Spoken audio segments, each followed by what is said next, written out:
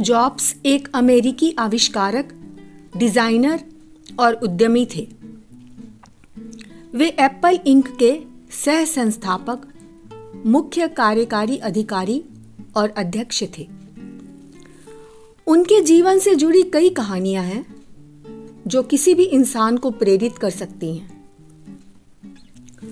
उनके जीवन से जुड़ी 3 कहानियां जो उन्होंने 12 जून 2005 को स्टैनफोर्ड यूनिवर्सिटी के प्रोग्राम में स्टूडेंट से शेयर की थी, इस प्रकार है।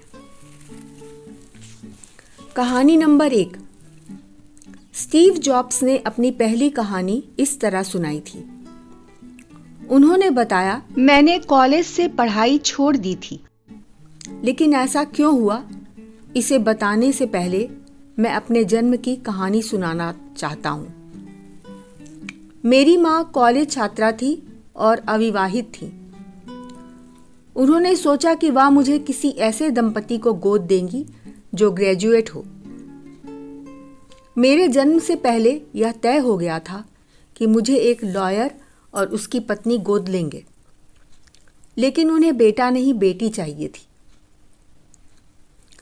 जब मेरा जन्म हुआ तो मुझे गोद लेने वाले पेरेंट्स को बताया गया कि बेटा हुआ है, क्या वह मुझे गोद लेना चाहते हैं। वे तैयार हो गए।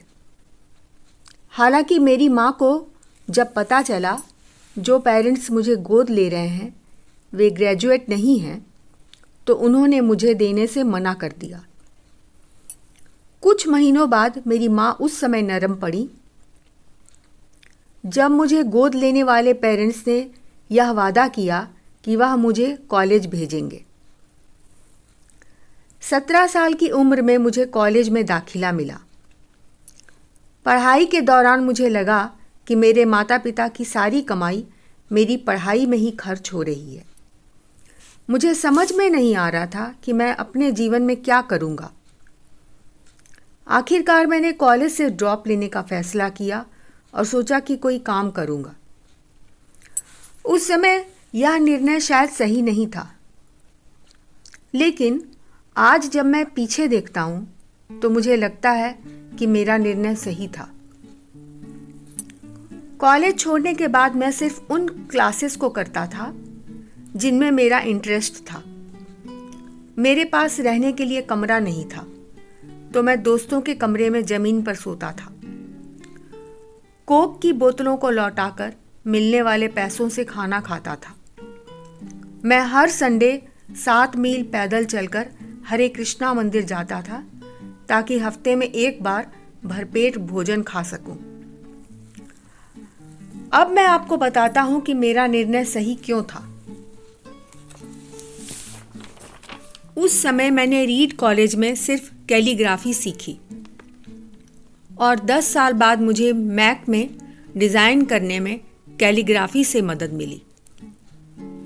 तो जो हो रहा है वो अच्छे के लिए हो रहा है, और अभी आप जो भी कर रहे हैं वो आगे चलकर आपके काम आएगा। कहानी नंबर 2। स्टीव जॉब्स कहते हैं, मैं इस मामले में बहुत लकी रहा कि मैंने जीवन में जो करना चाहा मैंने किया। वॉज और मैंने मिलकर गैरेज में एप्पल की शुरुआत की। उस समय मेरी उम्र 20 साल थी। हमने खूब मेहनत की और 10 सालों में एप्पल ने ऊंचाइयां छू ली।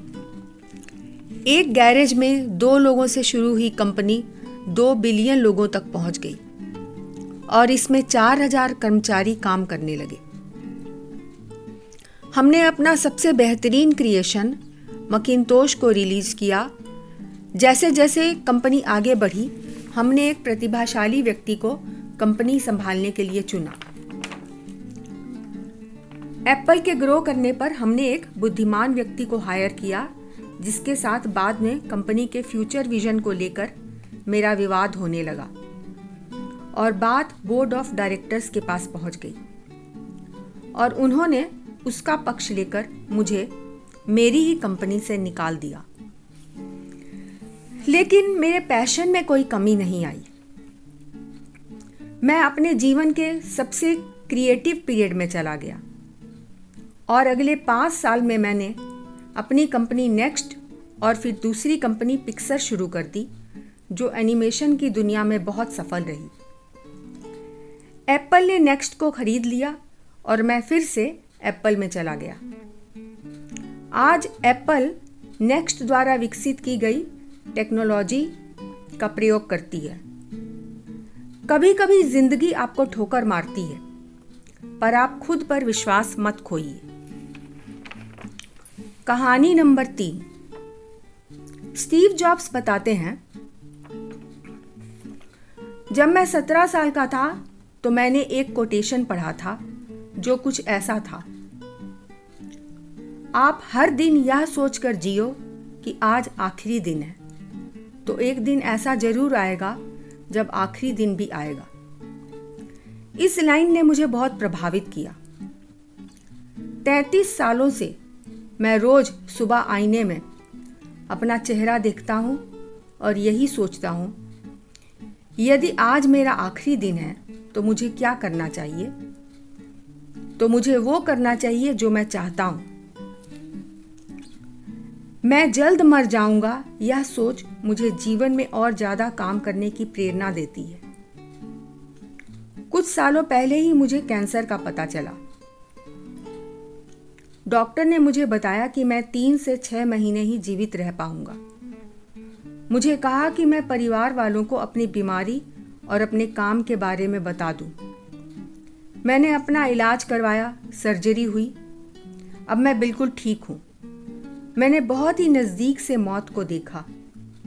कोई भी मरना नहीं चाहता, लेकिन मौत एक सच्चाई है जिसका सामना सभी को करना है। हम सभी के पास समय कम है, इसलिए किसी की बात सुनने की बजाय अपने अंदर की आवाज़ सुनो और जो आवाज़ आती है उसे मानो और आगे बढ़ो। Stay hungry, stay foolish. मतलब भूखे रहिए और मूर्ख रहिए।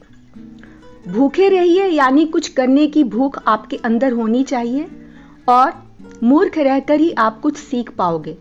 अगर आपको ये लगता है कि आप पहले से सब कुछ जानते हो तो आप कुछ नहीं सीख पाओगे। इसलिए स्टे हंग्री, स्टे फुलिश।